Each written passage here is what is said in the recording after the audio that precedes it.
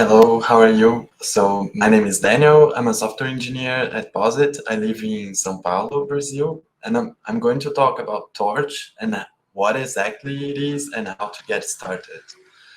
So what is Torch? So Torch is an R package, which is a port of PyTorch for R. So if you don't know PyTorch, it's one of the most used deep learning frameworks in Python.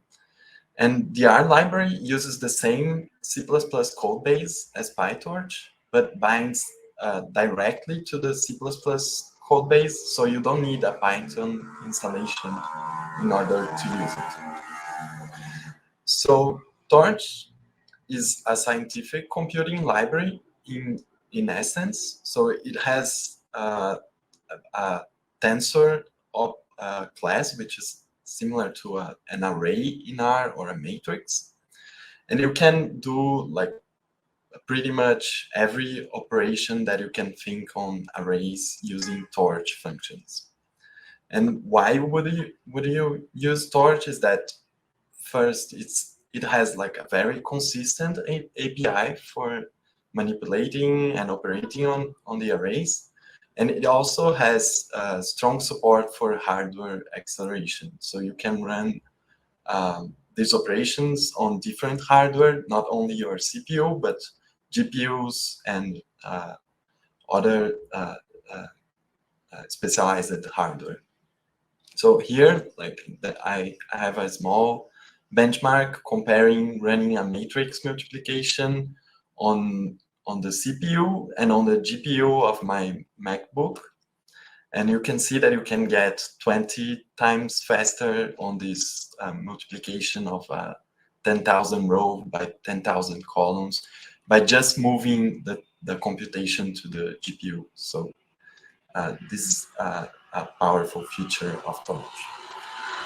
Next, another important feature in Torch is that it has this autograd system that is able to compute the derivatives of any operation that you do on tensors. And it computes exact derivatives. And mainly the only change that you need to add to your code to enable automatic differentiation is adding this requires grad equals true to the tensors that you want to compute derivatives. And this is very useful if you're doing optimizations and statistical modeling in general. Torch is also a deep learning framework. It implements most of the building blocks of modern deep learning models, such as layers and optimizers.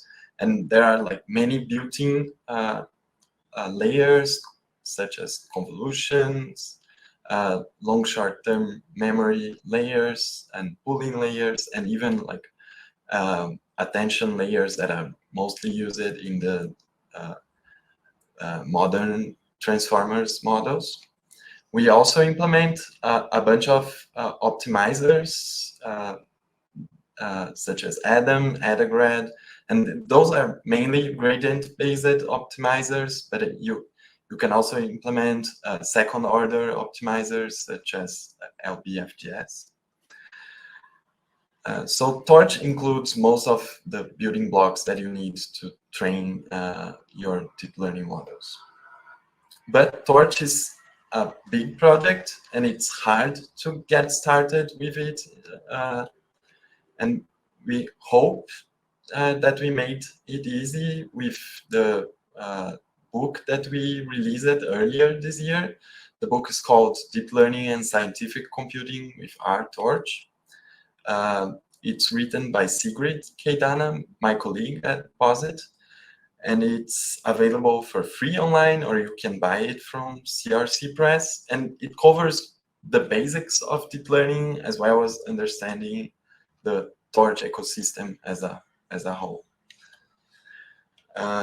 We recently also implemented higher level interfaces. So Torch is like lower level scientific computing library, and it can be verbose and error prone if you write only low level Torch code. And we now have Loose, which abstracts away much of the training, the code that you have to write when training deep learning models with Torch. And the loose API is inspired by Keras and Fast AI. And so it's very flexible and extensible via callbacks, metrics, and etc. So it makes it very easy to reuse code in different problems or models that you train. So basically, with Luz, you will define your neural network exactly the same way as you would define it using Torch. But then you don't need to implement the loop that does the optimization on your model. And Luz will take care of everything, of the optimization process and etc. You just need to specify what's your loss function and what optimizer you want to use. Your code becomes much cleaner and easier to extend and etc. And one bonus point is that you don't need to manage device placement.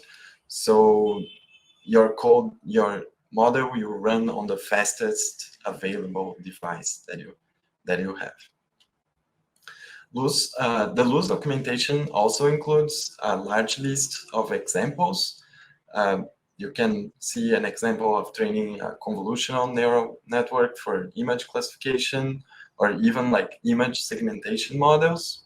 And we also added recently text related examples, so you can train text classification models, or even like a small GPT-like model using just R and the Torch ecosystem.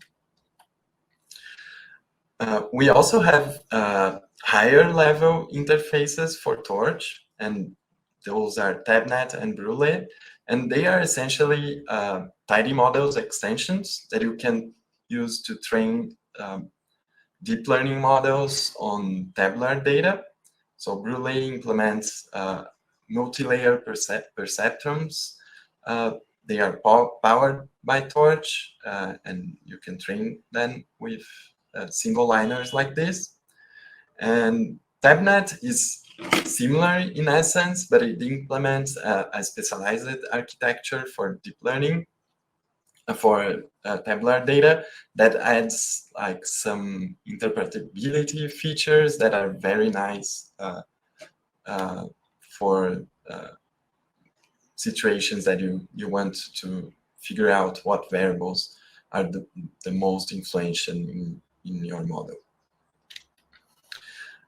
We also recently announced Hugging Face integration, so you can use the exact same preprocessing pipelines using Talk.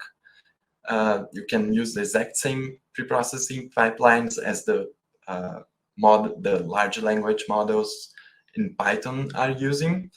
And it uses the same Rust code base, so it's fast and consistent with the Python APIs.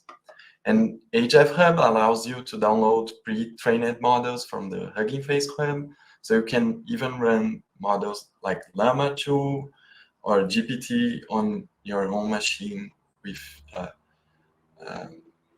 using the same weights that you would use if you use PyTorch or TensorFlow and etc. And that's it. Thank you very much. Feel free to reach out on Slack or on the GitHub page if you have additional questions.